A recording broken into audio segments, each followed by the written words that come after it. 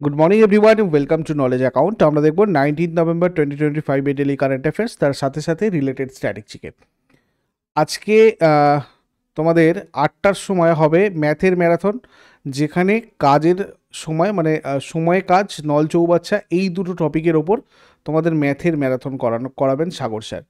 বাকি এটার পরে আজকে সকাল 9টা থেকে তোমাদের হবে পশ্চিমবঙ্গের কারেন্ট অ্যাফেয়ার্স, এটাও লাইভ ক্লাস। এখানে প্রত্যেকটা ক্লাসই তোমাদের লাইভ হবে। 10টা 30 থেকে আজকে ওয়ান ওয়ার্ড সাবস্টিটিউশনের ওপরে একটা লাস্ট মিনিট রিভিশন হবে ডাব্লিউবিপির জন্য। যারা যারা এই টপিকটা প্র্যাকটিস করতে চাও অবশ্যই জয়েন করো। আর আজকে সন্ধ্যাবেলা 6:30 থেকে, এটা 6টা 30 থেকে হবে, কম্পিউটারের একটা ম্যারাথন ডাব্লিউবিপি কনস্টেবলের জন্য। এই সমস্ত ক্লাসের লিঙ্ক তোমাদের টেলিগ্রাম চ্যানেলে দেওয়া থাকবে, ওখান থেকেও তোমরা জয়েন করতে পারবে। যারা যারা টেলিগ্রামে যুক্ত নেই তারা অবশ্যই টেলিগ্রামে যুক্ত হয়ে যাও। প্রথম প্রশ্ন আজকে আমরা দেখব, ইউনেস্কোর 12তম মহাপরিচালক হিসেবে কে নির্বাচিত হয়েছেন?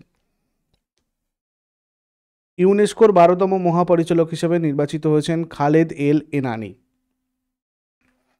মিশরের খালেদ এল এনানি ইউনেস্কোর 12তম মহাপরিচালক নির্বাচিত হয়েছেন।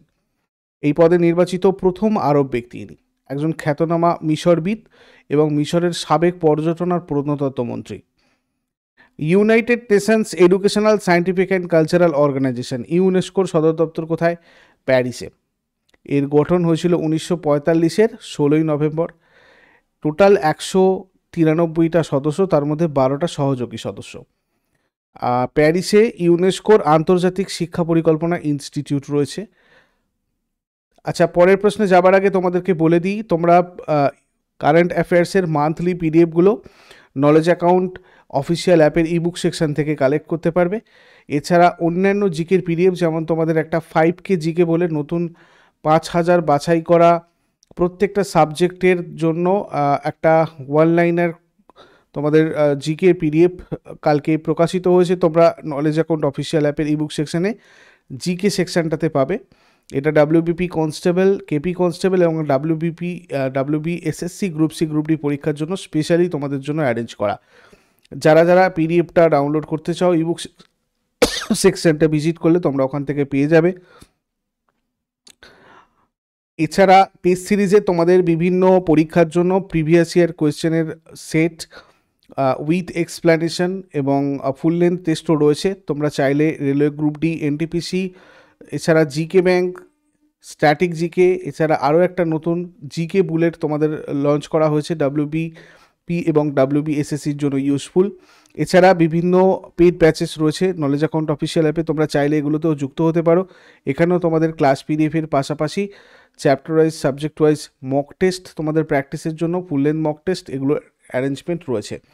ডেসক্রিপটিভ ব্যাচেও তোমাদের ক্লাস পিডিএফের পাশাপাশি এক্সাম পেপার চেকিংয়ের ব্যবস্থা রয়েছে। ডাব্লিউবিএসআই মেন্স, ক্লার্কশিপ মেন্স, এই সমস্ত ব্যাচগুলোতে। এছাড়া রেলওয়ে গ্রুপ ডি, এনটিপিসি বা SSC, CGL, CHSL, MTS, GD, এগুলোর প্রিপারেশনও তোমরা নলেজ অ্যাকাউন্ট অফিসিয়াল অ্যাপে করতে পারবে। আপার প্রাইমারি ব্যাচও তোমাদের চলছে।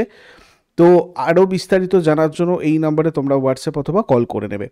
পরের প্রশ্ন চলে আসবো, ওয়ার্ল্ড বক্সিং কাপ ফাইনালস 2025 ভারতের কোথায় অনুষ্ঠিত হচ্ছে?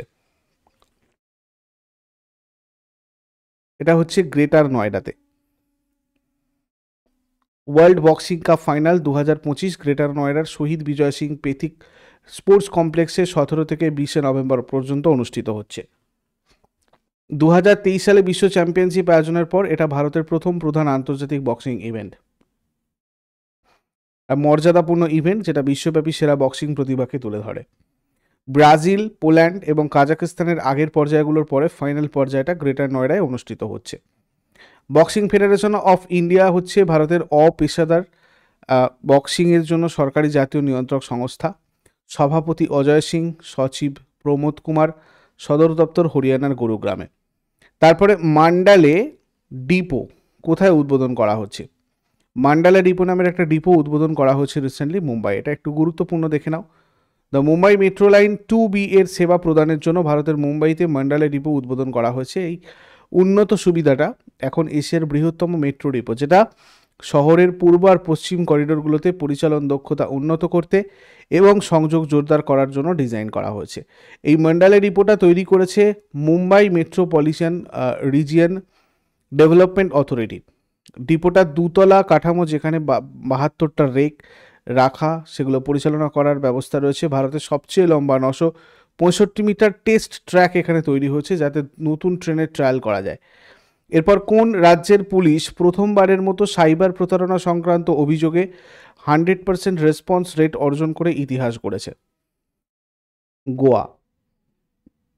এটাও একটা রেলওয়ের জন্য গুরুত্বপূর্ণ প্রশ্ন। 17 নভেম্বর 2025 গোয়া পুলিশ সারা ভারতে প্রথমবারের মতো রেকর্ড তৈরি করেছে। তারা সাইবার প্রতারণা মানে সাইবার ফ্রড নিয়ে যেসব অভিযোগ আসে তারা 100% অভিযোগের উত্তর দিয়েছে এবং ব্যবস্থা নিয়েছে।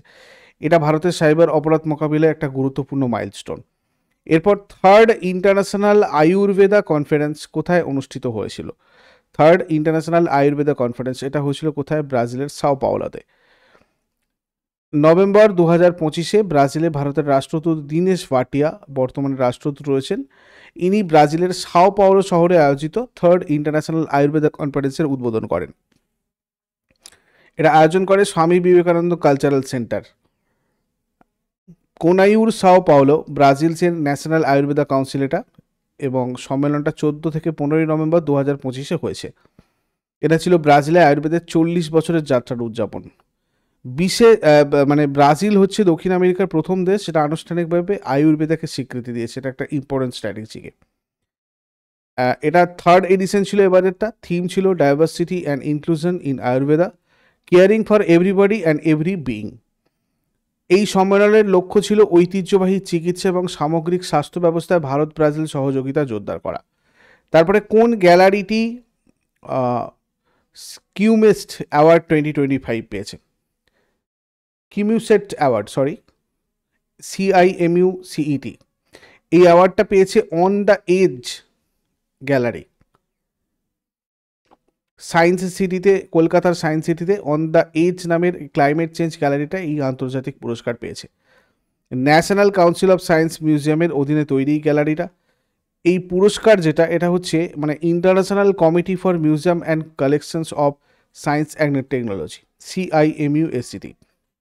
এই পুরস্কারটা 27 দেওয়া হয়েছে ইউআইতে একটা অনুষ্ঠানে। তারপরে ইউনিসেফ ইন্ডিয়ার নতুন সেলিব্রিটি অ্যাডভোকেট কে হয়েছেন? কীর্তি সুরেশ। নভেম্বর 2025 ইউনিসেফ ইন্ডিয়া তাদের নতুন সেলিব্রিটি অ্যাডভোকেট হিসেবে ভারতের জনপ্রিয় নায়িকা কীর্তি সুরেশকে নিয়োগ করেছে। শিশুদের অধিকার প্রচার করা, মানসিক স্বাস্থ্য মেন্টাল হেলথ বিষয়ে সচেতনতা বাড়ানো, এডুকেশন, তারপরে জেন্ডার ইকুয়ালিটি, এইসব ব্যাপারে এইসব জিনিসগুলোকে প্রমোট করা, সমাজে শিশুদের কল্যাণের জন্য বিভিন্ন কার্যক্রমকে সমর্থন করা, এগুলোই হচ্ছে এই ধরনের সেলিব্রিটি অ্যাডভোকেটের কাজ। ন্যাশনাল প্রেস ডে কখন পালিত হয়? কবে পালিত হয় ন্যাশনাল প্রেস ডে? এটা পালন করা হয় 16 নভেম্বরে। জাতীয় প্রেস দিবস, ন্যাশনাল প্রেস ডে প্রতি বছর 16 নভেম্বর ভারত জুড়ে পালন করা হয়। প্রেস কাউন্সিল অফ ইন্ডিয়ার কার্যক্রম শুরু হওয়ার দিন স্মরণ করা, সাংবাদিকতার মান রক্ষা করা, প্রেস স্বাধীনতা সুরক্ষিত করা, এগুলোই হচ্ছে উদ্দেশ্য আর গুরুত্ব। সাংবাদিকতার নৈতিকতা বজায় রাখার বিষয়টা প্রচার করা, সংবাদ মাধ্যমের স্বাধীনতা আর দায়িত্বের প্রতি জনসচেতনতা বৃদ্ধি করা। 2025 theme safeguarding press credibility অ্যামিডস rising miss information.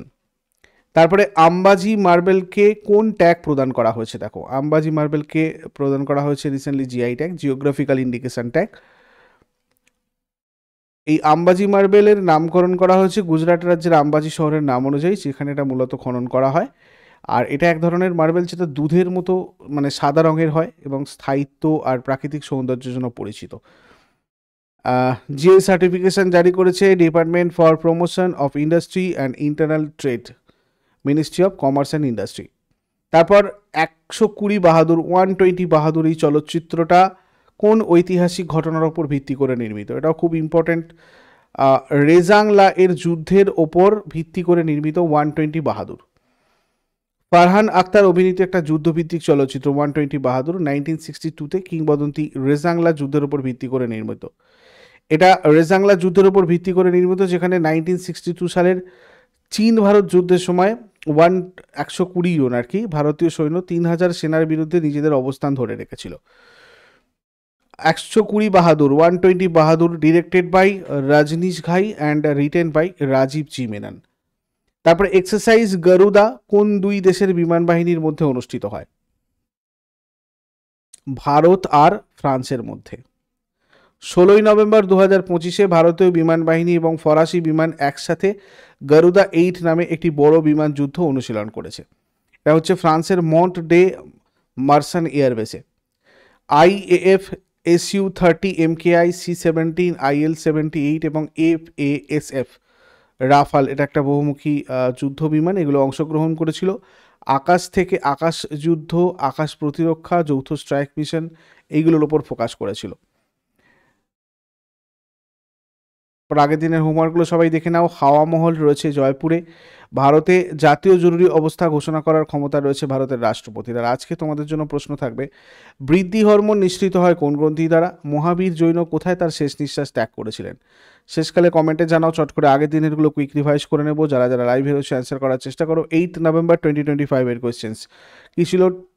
56th edition International Film Festival of ইন্ডিয়ার কান্ট্রি অফ ফোকাস হিসাবে কোন দেশ নির্বাচিত হয়েছে? জাপান। ভারতের প্রথম ন্যাশনাল ইনডোর অ্যাথলেটিক্স চ্যাম্পিয়নশিপ কোথায় অনুষ্ঠিত হবে? ভুবনেশ্বর। ভারতের প্রথম রিভারিন টার্মিনাল কোথায় উদ্বোধন করা হয়েছে? গুয়াহাটি। কোন ভারতীয় ক্রিকেটার টেস্ট ক্রিকেটে 4000 রান প্লাস 300 উইকেটের বিরল ডাবল কীর্তি অর্জন করেছেন? রবীন্দ্র জাদেজা। 2025 সালে অক্টোবর মাসের ICC পুরুষদের সেরা খেলোয়াড় কে হয়েছেন? সেনুরান মুথুসামি।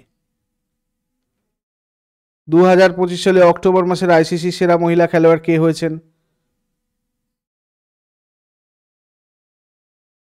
লরা ওলওয়ার্ড।